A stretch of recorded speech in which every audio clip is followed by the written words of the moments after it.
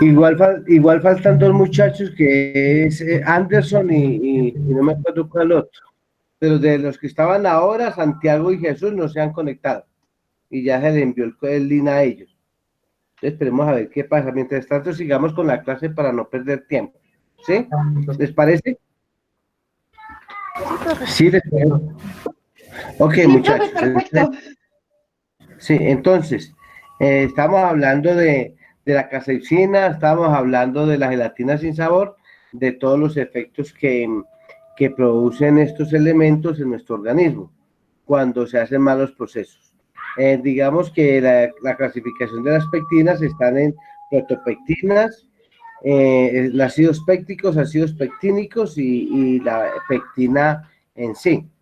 Cuando hablamos de la pectina, estamos hablando la gelatina natural, aquella que tienen los frutos verdes, cáscara verde. Los ácidos pectínicos son aquellos que son ya industrializados, que son los que se utilizan para agregarle a los alimentos para su conservación. Y los ácidos pépticos, pues son algunos que tienen algunas frutas y algunas verduras. Entonces, vamos a hablar un poco de lo que es las preparaciones. Digamos que nosotros a veces vamos a hacer jaleas, vamos a hacer mermeladas, vamos a hacer dulces de guayaba, eh, vamos a hacer arequipe y otros productos, pero no tenemos en cuenta cuáles son las reacciones que se necesitan para que el producto se conserve y se preserve por largo tiempo. Nosotros muchas veces vamos a hacer mermelada con frutas, mermeladas de frutas, y buscamos siempre los productos más maduros.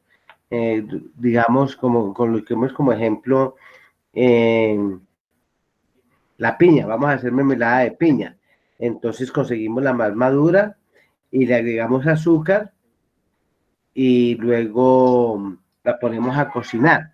Y nosotros creemos que eso es suficiente. Resulta que la fruta, entre más madura esté, menos pectina tiene. Entonces menos coagulación va a tener. Por eso muchas veces cuando nosotros la hacemos a nivel casero, esta mermelada nos queda muy líquida. Sí, lo mismo pasa cuando vamos a hacer jalea.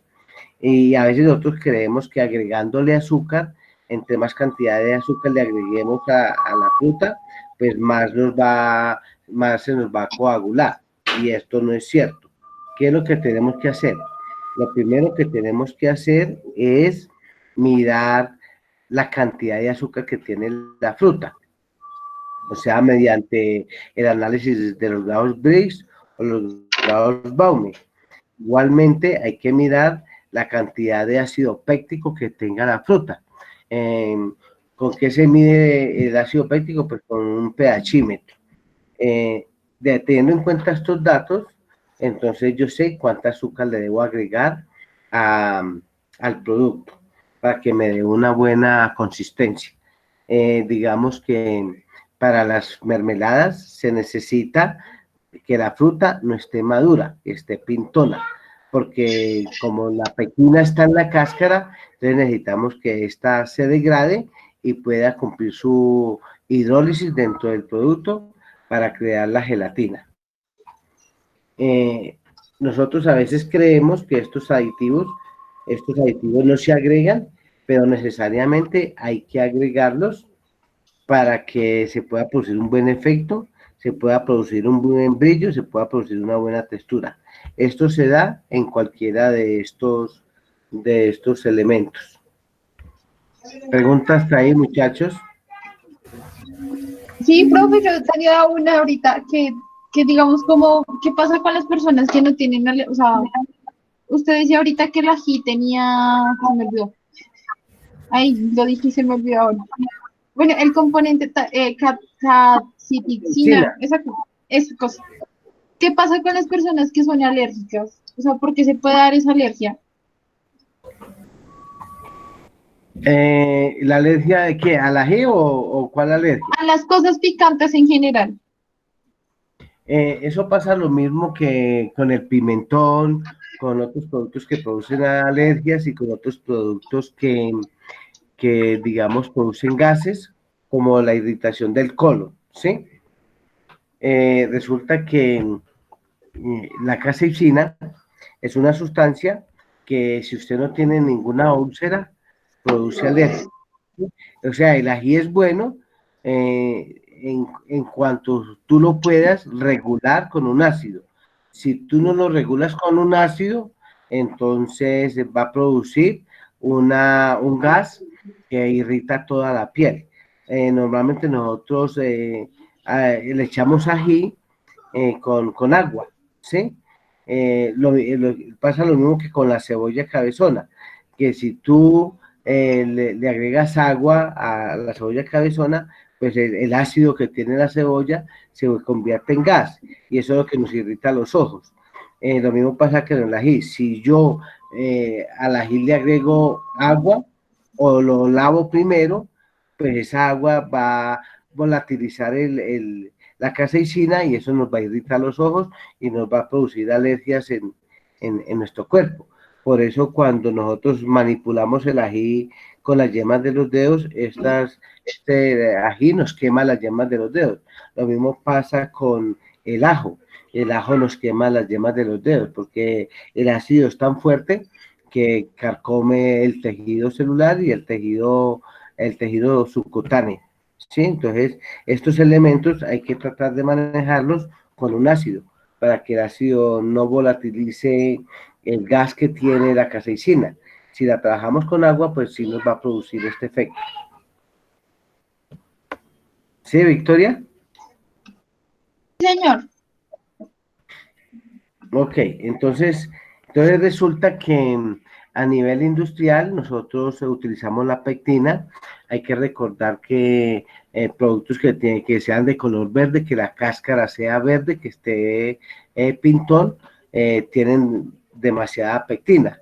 Esta pectina nosotros la podemos trabajar por medio de infusiones para sacar la pectina y trabajarla como una goma, como un estabilizante, como un aglomerante.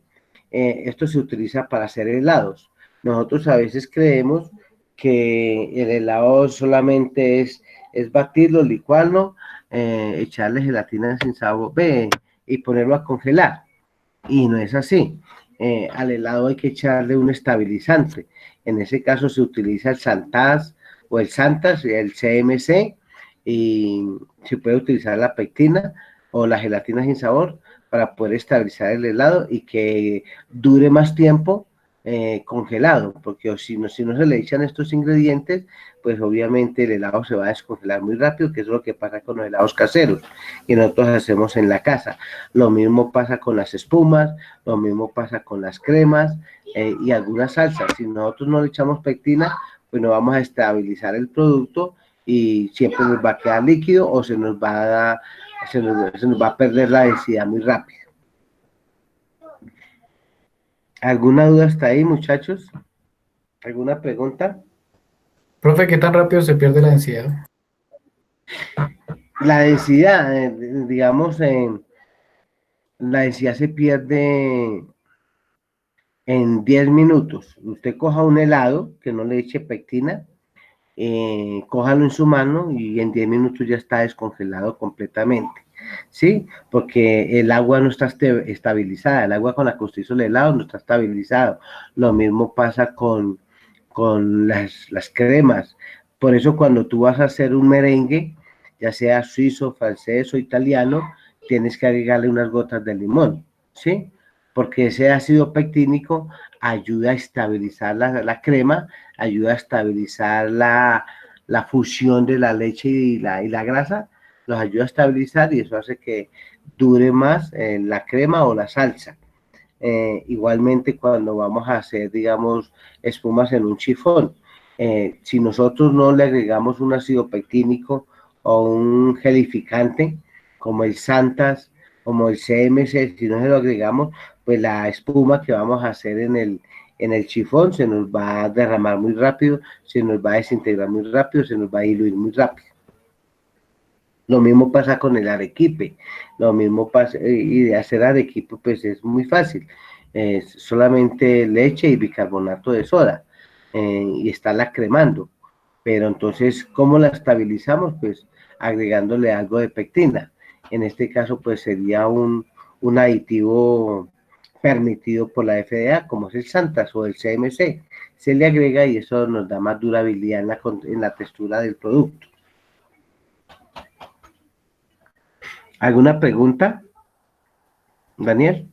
No, profe, gracias. Gracias por la explicación. María, ¿alguna pregunta?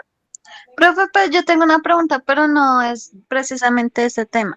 Lo que pasa es que no tengo a nadie más que preguntarle y quisiera saber por qué algunos alimentos pueden hinchar, o sea, literal, hinchar a la persona.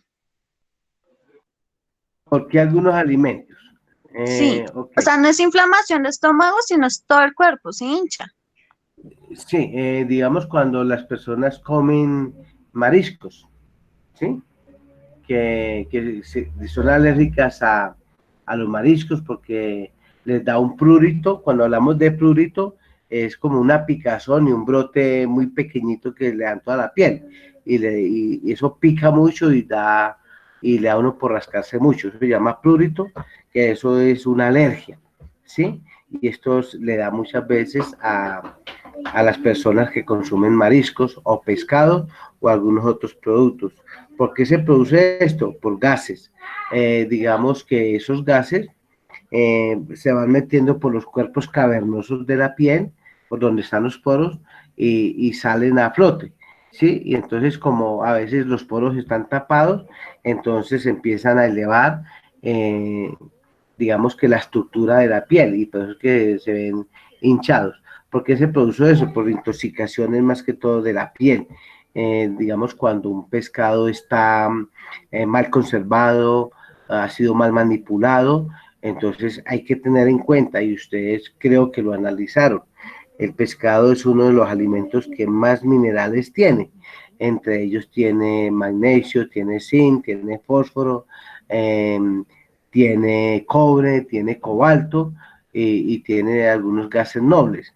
¿Sí? Entonces, como hidrógeno, como nitrógeno, también lo tiene el pescado dentro de su composición química. Entonces, todos estos gases, cuando hay una mala manipulación, hay una mala conservación, se reactivan produciendo una electroparesia, una electroforesis, que eso quiere decir de que empiezan a activarse en estos elementos químicos, produciendo una reacción eléctrica en todos estos minerales, lo que afecta el sistema nervioso y el sistema celular del cuerpo, produciendo una intoxicación de las paredes intersticiales de la piel. Esto hace que se inflame y aparte de eso pues se ponga colorada, porque como los gases son calientes, entonces calientan la piel y la hacen ver roja o colorada. Eso es una intoxicación de las paredes intersticiales de las células del tejido subcutáneo por una intoxicación o por una mala reacción de los gases nobles que tienen los alimentos cuando están deteriorados o han sido mal manipulados. María. Ok, profe, gracias. Para eso, uno siempre, para cuando una persona es alérgica a algo, se come algo, hay un estabilizante, un alcalino, que es el bicarbonato de soda. Y eso le pasa, y eso para que lo tengan en cuenta, cuando ustedes tengan una infección digestiva, una infección intestinal, por un alimento mal conservado, es ustedes consumir bicarbonato de soda con limón y agua caliente. Ustedes toman eso y ellos se producen una alcalinidad en el organismo que estabiliza la intoxicación y eso hace que los gases se disipen, que los gases se vuelvan a absorber y ya se pierde la inflamación del estómago, se pierde, ya se evitan los gases que le da a una persona cuando se intoxica y evita que la persona vomite. Entonces, eso es el paliativo, el estabilizante cuando hay una intoxicación alimentaria, es consumir bicarbonato de soda con limón y agua caliente. ¿Sí? ¿Alguna pregunta hasta ahí, muchachos? ¿Alguna duda sobre la pectina? No, profe. Ok, entonces ahora vamos a hablar sobre el pardeamiento enzimático. Vamos a hablar sobre el pardeamiento enzimático y el pardeamiento no enzimático. ¿Alguien me puede decir qué es el pardeamiento enzimático y el pardeamiento no enzimático?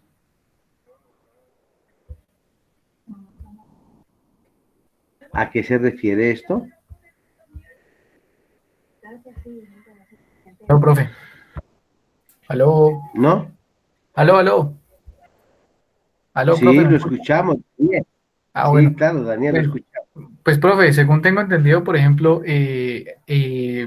hay alimentos que, ya sea porque estén recubiertos por una capa, o por ejemplo, en el caso de la manzana que está recubierta por la cáscara, que cuando sus enzimas son expuestas a cierto tipo de cambios físicos y químicos, generan pues lo que se llama como tal un pardeamiento, que es como la coloración marrón que cogen de ciertas reacciones químicas especiales que presentan. Y eso se da más que todo por las especies reactivas de oxígeno pues, o sea, que son como las moléculas de oxígeno que se unen a ciertas enzimas y que generan la coloración de los alimentos. Sí, Daniel, ¿Qué me va a tiene razón y eso es lo que se considera, se llama pardeamiento enzimático. Hay dos clases de pardeamiento, el pardeamiento enzimático y el pardeamiento no enzimático. El pardeamiento enzimático es el natural y el pardeamiento no enzimático es el que nosotros provocamos.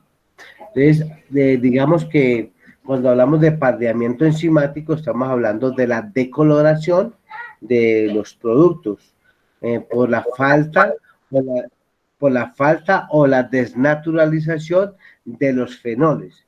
¿Qué son los fenoles? Los fenoles son unas sustancias que tienen los alimentos, que cuando son percibidos o el oxígeno entra en el producto, oxida esos fenoles, los desnaturaliza y produce el pardeamiento. ¿Sí? Cuando nosotros hablamos del pardeamiento enzimático, quiere decir una desnaturalización de las enzimas por la oxidación de los fenoles. Este pardeamiento no es bueno porque produce gas carbónico, produce dióxido de carbono, por eso es que se vuelve de color café. Eso lo vemos nosotros cuando pelamos una papa y la dejamos al aire, el oxígeno hace la reacción, activa los fenoles, los desnaturaliza y se pierden. Entonces quiere decir que la papa ya ha perdido parte de sus sustancias nutricionales. Si nosotros le agregamos a la papa agua, limón o sal, pues obviamente vuelve otra vez al color, pero ya el producto está desnaturalizado. Lo mismo sucede con la manzana, sucede con el aguacate, que son productos que de color verde tienen bastante fenol, tienen bastante pectina, pero cuando reciben el oxígeno se desnaturalizan negativamente, ¿sí? Y nosotros a veces cogemos el aguacate y lo vemos ya desnaturalizado, pardeado, y a nosotros nos parece fácil quitarle lo café, lo que está dañado, y luego comérnoslo. Y resulta que esto no se puede hacer. Si yo estoy en control de calidad y yo veo un aguacate pardeado, quiere decir que ya es un producto que no sirve, porque ya está oxidado, ya está carbonizado, y eso afecta a la salud.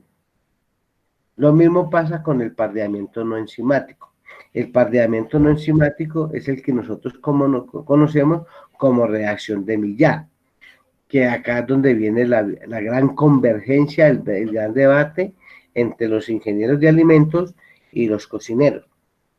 Los ingenieros de alimentos siempre han manifestado que las carnes no se deben sellar, ¿sí? Y hay digamos, un concepto y un estudio científico que lo avala. Mientras que nosotros los cocineros siempre decimos que sellar las carnes es bueno porque permite que la albúmina se encierre, se encapsule, no se rompa la albúmina y va a proteger, esa albúmina va a proteger los fluidos que tiene la carne. Resulta que vayamos al ejemplo, a la práctica de sellar una carne. Normalmente nosotros la sellamos en un sartén, pero resulta que ese sartén tiene teflón. El teflón es un polímero.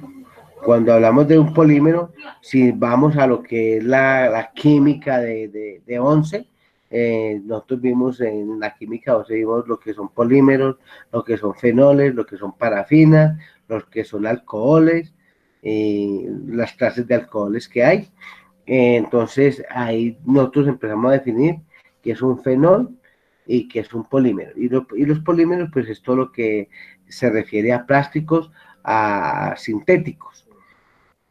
¿Qué pasa con estos polímeros?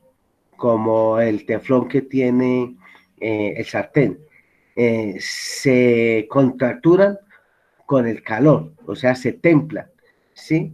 Y resulta que cuando se templa, empieza a soltar trazas, empieza a soltar escarcha que se adhieren a las mismas paredes.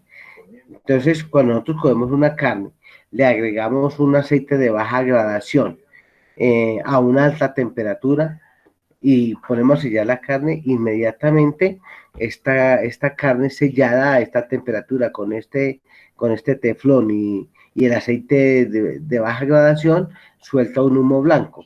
Ese humo blanco se llama creolina y esa creolina es totalmente tóxica, es cancerígena.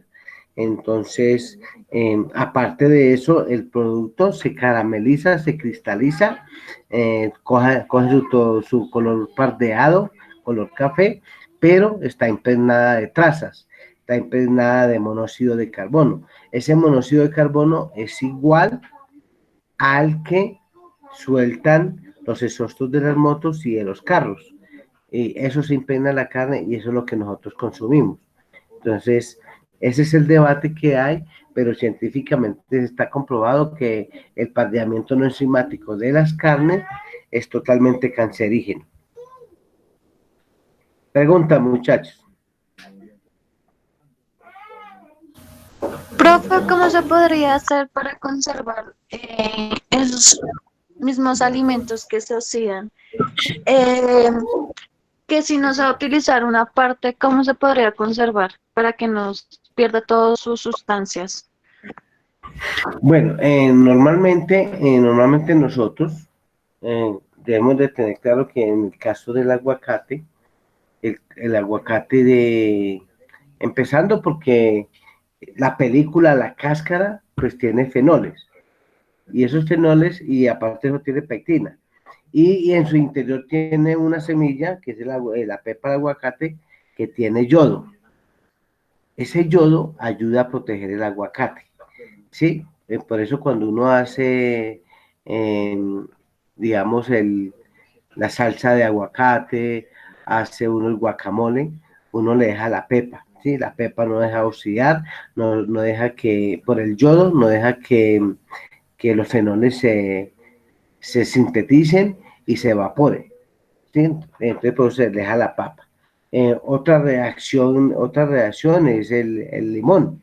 El limón no deja que se oxide el fenol, no deja que se oxide las sustancias pépticas que tiene el aguacate y que no se desnaturalicen las grasas poliinsaturadas que tiene. Entonces, la sal lo que hace, y nosotros a veces cometemos el error, y yo creo que ustedes lo han visto, que cuando uno le agrega sal al aguacate, empieza a salirle una agüita. Quiere decir de que la sal va deshidratando la carne, va desintegrando, deshidratando la pulpa del aguacate y va sacando los componentes o lo que llaman los ácidos grasos que tiene el aguacate y lo va desnaturalizando de forma negativa. La mejor forma de contener la desnaturalización o el pandeamiento no enzimático es con limón, ¿sí? Entonces, si yo voy a pelar una papa, pues lo primero que debo hacer es agregarle limón. Cuando la pelo, agregarle limón para que no se oxide, o mantenerla en agua con limón, o cocinarla con la cáscara y Profe, luego se le, y con luego se le azúcar, quita la... con azúcar también se puede, ¿cierto? Sí, claro, pues ese era uno de los talleres que yo tenía planeado con ustedes, o sea, yo tenía planeado con ustedes varios talleres y yo siempre los he hecho, inclusive con todos los grupos de química que ha pasado conmigo, hemos hecho experimentos sobre técnicas y métodos en la cocina, lo que se hace mal y lo que se debe hacer. Por eso los ponía a preparar carnes con margarina, con mantequilla, con aceite normal, con aceite de oliva, con aceites de poliinsaturados y a preparar carnes con azúcar para mirar todas las reacciones que se producen en los productos. Igualmente, pues ustedes saben que el aguacate es una fruta, el aguacate no es una verdura, el aguacate es una fruta y uno puede hacer jugo de aguacate o puede hacer una crema de aguacate que es totalmente deliciosa y es muy benéfica para el organismo. Y el azúcar también es un conservante, ¿sí? Pero en este caso a la papa no se le puede agregar azúcar porque la papa tiene azúcar. Entonces no hay necesidad de agregarle azúcar a la papa. En cambio sí se le debe agregar limón porque para poder activar los fenoles que tiene la papa. Profe, nosotros en el INCAP una vez hicimos un jugo de leche con aguacate y realmente quedó muy rico. O sea, uno piensa que no era tan chévere y buscamos bien los beneficios y todo y sí es muy bueno para el cuerpo. No, el jugo de aguacate es espectacular y es uno de los jugos favoritos de la costa pacífica, ¿sí? Igualmente hay que mirar, hay que pensar que la pepa del aguacate se puede comer, ¿sí? La pepa del aguacate se ¿Cómo? Sí. okay, ¿sí? La pepa del aguacate es una semilla que tiene muchos nutrientes. Igualmente, uno con la cáscara del aguacate, uno la puede cocinar. La cáscara del aguacate la puede uno cocinar. ¿Sí? Uno la cocina 3 veces. La puede poner bien el agua, coloca la cáscara del aguacate, la cocina, bota esa agua, vuelve y pone agua a hervir, vuelve y cocina la cáscara, bota esa agua, vuelve y la cocina, otra vez la cáscara, para sacarle los taninos que tiene la cáscara, para que no se amargue. Luego uno la licúa la cáscara en un poco de agua y la cola. Le queda un líquido verdoso. A ese líquido verdoso ustedes le agregan gelatina sin sabor y la extienden en una placa silpa, la extienden en esa placa y la ponen en el refrigerador y se forma una gelatina de color verde, delgada. Eso es lo que se conoce como papel de aguacate y sobre eso ustedes pueden hacer rellenos. Lo mismo pasa con el pimentón. Yo el pedúnculo del pimentón y la cáscara del pimentón la licúo, luego la colo, saco la película del líquido del pimentón, le agrego gelatina sin sabor, lo extiendo sobre una placa silpa y hago papel de pimentón y sobre eso puedo hacer rollos, puedo hacer rellenos y puedo hacer muchas presentaciones gastronómicas con ese papel de pimentón y así se puede hacer también o se le puede agregar gelatina de pollo. ¿Cómo se logra la gelatina de pollo? Pues cocinando el pollo y luego se deja enfriar el líquido, el caldo, y al último va quedando una película gelatina. Esa gelatina a la que se le agrega estos productos para poder producir los papeles, que son Profe, comestibles. ¿Sí? qué pena una pregunta, pero es que a mí sí me ha pasado eso cuando dejo mucho tiempo el caldo del pollo, pero eso tiende a coger Sí, es una grasa, o sea, en la parte de arriba, y pues no sé cómo tan chévere. sí, ¿Eso toca sacarlo? no, sí, digamos que la idea es que cuando tú vayas a cocinar el pollo, pues le quite la grasa. Usted sabe que la grasa del pollo es dañina, ¿sí? Pero digamos que, y esto es recomendable para las mujeres. Las mujeres deben de consumir mucha menudencia de pollo, ¿sí? Lo que son las patas, todo lo que son menudencias del pollo es lo que más deben de consumir. ¿Por qué? ¿Por qué? Porque es que el pollo es la carne que más queratina y más elastina tiene. ¿Y qué función cumple la queratina? Es la que ayuda a hacer crecer las uñas de las manos, de los pies, ayuda a crecer, a hacer crecer el pelo, le da fortaleza a los dientes, y esto lo recomiendan todos los médicos para las mujeres que sufren de descalcificación, que sufren de las uñas rotas constantemente, las mandan a comer mucha menudencia de pollo, ¿sí? Porque son los que más tienen queratina y tienen más elastina. Igualmente, como tú lo decías, cuando uno va a sacar la gelatina de pollo o la gelatina de pescado o la misma gelatina de carne, pues uno coge, por ejemplo, un pedazo de jarrete, que es la carne o la que nosotros conocemos como lagarto, que es la parte muscular de la pierna de la res. Esa se pone a cocinar por mucho tiempo y ese caldo se deja enfriar. Cuando tú lo dejas enfriar, va quedando la grasa en la parte de arriba y va quedando la gelatina en la parte de abajo.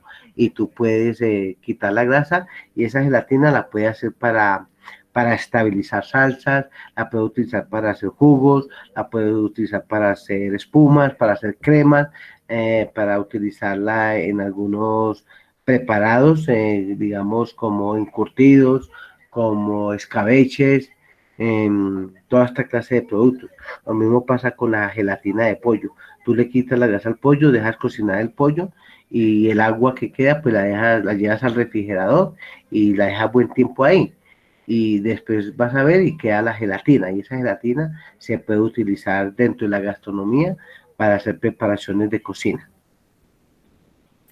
¿Cómo qué, profe? ¿Como caldos Maggi o algo así? ¿O como No, si usted con esa gelatina, usted no necesita aplicar ni CMC, ni Santas, ni gelatina sin sabor. Usted coge el chifón, licuas el producto que vas a hacer espuma, le agregas la gelatina de pollo, le agregas unas gotas de limón, empacas eso en el chifón, le agregas el nitrógeno y sale la crema o sale la espuma.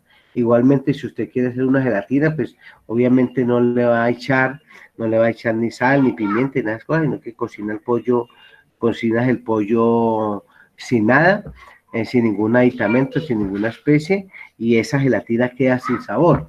Y usted esa se la puede agregar a un helado, se la puede agregar a un jugo, se la puede agregar a un esponjado, a una crema.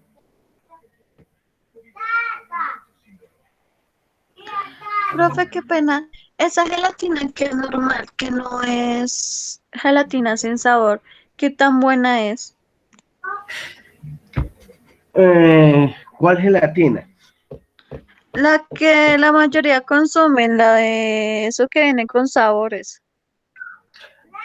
Digamos que La, la debe mejor, ser la que venden así de caja, profe.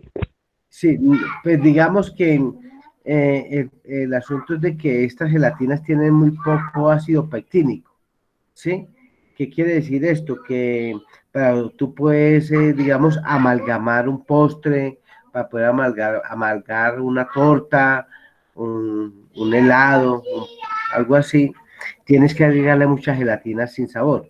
Cuando uno va a hacer, por ejemplo, un postre tres leches frío, a uno le agrega gelatina sin sabor y se utiliza estas bolsitas que vienen como que es 1.5 gramos o o 3 gramos creo que vienen en esas bolsitas, pues tienes que agregarle mucho, de estos sobre.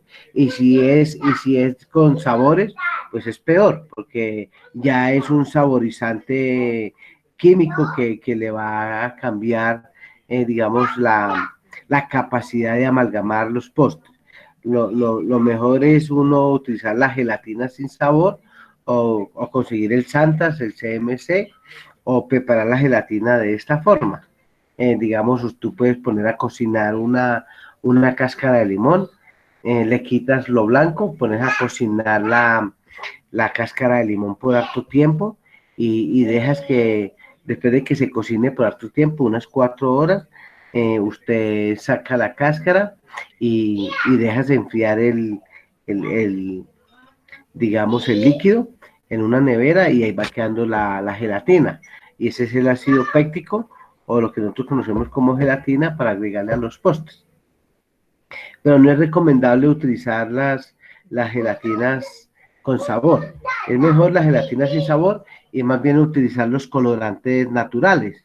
Digamos que esa es una práctica, o era una práctica que yo les pedía a ustedes, que es hacer los colorantes naturales.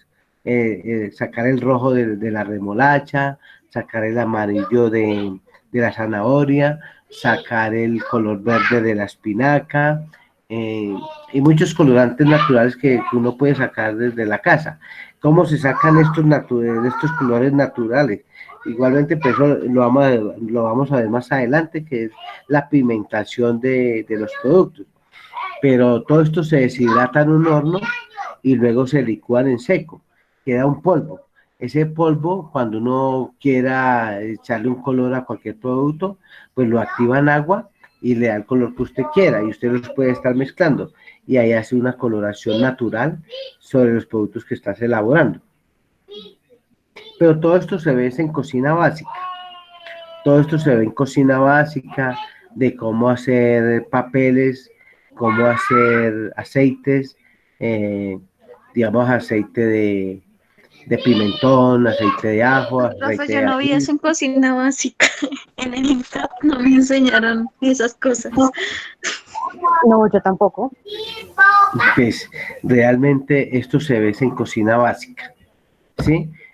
Cuando uno de docente le enseña a los estudiantes a hacer papeles de pimentón, de aguacate, de arroz, de harina, papeles de harina de trigo, papeles de maíz, diferente pues a las arepuelas que se hacen, sino papeles para hacer rellenos. Se enseñan a hacer terrinas, se enseñan a hacer rellenos, se enseña a hacer aceite de ajo, aceite de pimentón, aceite de cebolla, aceite de albahaca, aceite de menta. Se enseña también a hacer azúcar de menta, azúcar de albahaca, azúcar de hierbabuena. Se enseña a hacer vinagretas, se enseña a hacer toda esta clase de productos dentro de la cocina básica, porque es fundamental que un cocinero conozca exactamente cómo es la cocina básica. Cuando yo doy cocina básica, el estudiante mío tiene que aprenderse las 5 salsas madre, las 12 derivadas y las 60 subderivadas que tiene cada salsa. Digamos, la bechamel es una salsa madre y como salsas derivadas está la nantúa, la cardinal, la mornay, la sudua, la crema, la maltesa, y de esas salsas salen unas subderivadas. Lo mismo la salsa de miglas o la salsa española. De ahí sale la salsa de pimienta, la salsa de naranja, la salsa oporto, la salsa de champiñones, y así se le va enseñando al estudiante, pues más que todo, antes de enseñarle a crear recetas, es a conocer todo lo que son las técnicas, los métodos y la cocina básica para que pueda explorar y volverse cocinero de autor. Pregunta, muchachos, con lo del pardeamiento enzimático y pardeamiento no enzimático. No, profe. Victoria, No, profe, yo no. Profe, Daniela. No, profe, Sí. todo está bien. para esta semana No, profe. tenemos actividad. ¿Cómo? Para esta Vea, semana muchachos. tenemos actividad. No, vea, muchachos. Realmente yo considero que al estudiante no se le debe de llenar de tanta actividad, ¿sí? Una de las quejas que se han presentado, no en la institución de nosotros, sino en muchas instituciones de pronto de más altura, es que desde que se inició la virtualidad, los docentes están dejando muchos trabajos. Ay, Y profe, aparte que muchos sí que. Ah, exacto. Sí, Y los docentes están dejando muchos trabajos y aparte de muchos trabajos, mucha lectura, que mucho PDF, que mucha guía y todas esas cosas. O sea, lo que no se hace en una clase presencial, y lo profe, están haciendo en la... y videos al piso, un poco de videos de un poco de tiempo, y lo que pasa es que cuando uno tiene que trabajar, afortunadamente hay trabajo, no, y pues y no no solamente queda eso, ni tiempo, no puede hacer nada. no solamente eso, sino que realmente yo considero que así no estamos aprendiendo mucho, porque son muchos, muchos trabajos los que envían. Y pues a mí de nada me sirve enviar 30 hojas, sabiendo que pues no aprendí sino solamente por ahí el título. Y Exacto. ¿y sabes qué pasa, profe? Qué pena por interrumpir. Lo que pasa es que están haciendo, es que bueno, suben la actividad, que hay que hacer la actividad, y como que a la semana explican el tema. Y uno como que necesita primero saber el tema como para realizar la actividad, porque si no uno está embolatado corriendo de un lado a otro buscando información, leyendo que eso, que lo otro para poder entenderlo. Exacto, y entonces en la plataforma, si ustedes se dan cuenta, la montaron de que una clase, que entonces hay una actividad formativa, ¿sí? Y las actividades formativas no pueden ser a toda hora, porque es que uno no puede estar poniendo tareas a toda hora como si ustedes fueran unos niños, como si fueran unos muchachos del colegio. Uy, profe, Entonces, ojalá así, pues, así pensaran todos. bueno, yo pienso así, ¿no? Y por eso ustedes ven de que yo casi no pongo actividades, ¿sí? Pues me gusta más, es acá el diálogo, el debate, me gusta más la interpretación, que ustedes pregunten, yo les voy solucionando las inquietudes. De pronto les he puesto algunos trabajos, pues porque al comienzo los exigieron, ¿sí? Que había que hacerlo, pero yo considero que esta clase virtual interactiva, sincrónica, presencial, es más de experiencia, es más de reflexión, es más de interacción de conocimientos entre lo que ustedes están escuchando con las dudas que tienen. ¿O qué piensan, muchachos? No, y es muy cierto, porque realmente, o sea, yo de verdad que a veces le entiendo muy bien a usted, porque pues usted nos